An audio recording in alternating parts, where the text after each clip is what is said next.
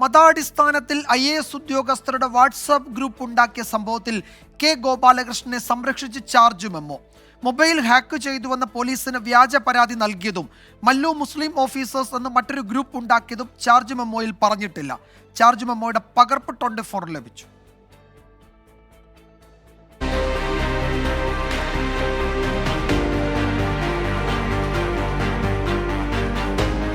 മതങ്ങളുടെ പേരിൽ WhatsApp group ഉണ്ടാക്കിയതിന് വ്യവസായ വകുപ്പ് ഡയറക്ടറായിരുന്ന കെ ഗോപാലകൃഷ്ണനെ സസ്പെൻഡ് ചെയ്തു.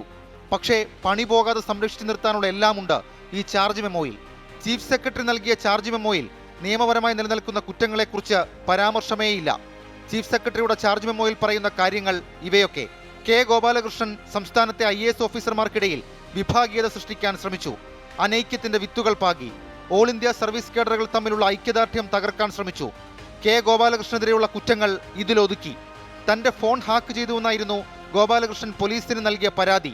എന്നാൽ ഫോറൻസിക് പരിശോധനയിലും മെറ്റയുടെ മറുപടിയിലും ഹാക്കിംഗ് നടന്നിട്ടില്ലെന്ന് പോലീസ് സ്ഥിരീകരിച്ചതാണ്.